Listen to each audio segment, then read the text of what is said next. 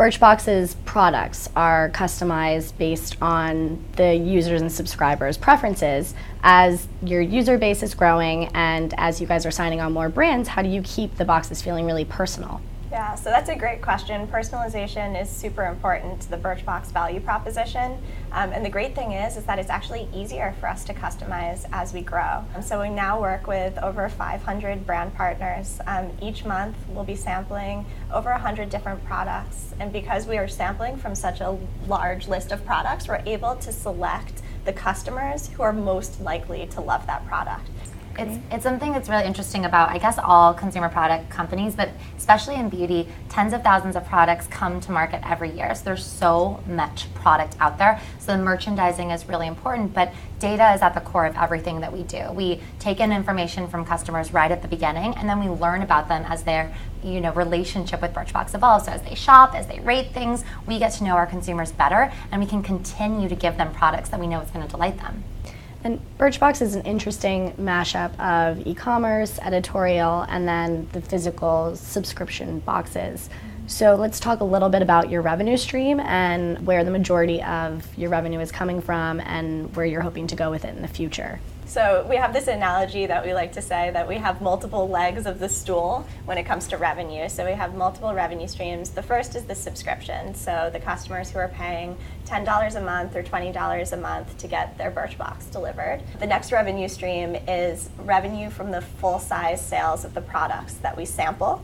And then a new thing that we've been working on is also looking at the innovative partnerships that you mentioned before and thinking about how to monetize that. It's been a very exciting year and a half for us. We were growing so fast in the US and just our women's business, and we recognized that there were these opportunities. Men's happened first, and it happened very organically, hearing from men, hearing from women with men in their lives that they wanted an experience. Then we tested it. The test was a huge success, and we launched, and we had the opportunity to experience what it felt like to launch at scale, going from our initial launch of women's, small, a few hundred, to launching men's with thousands of people engaging right away.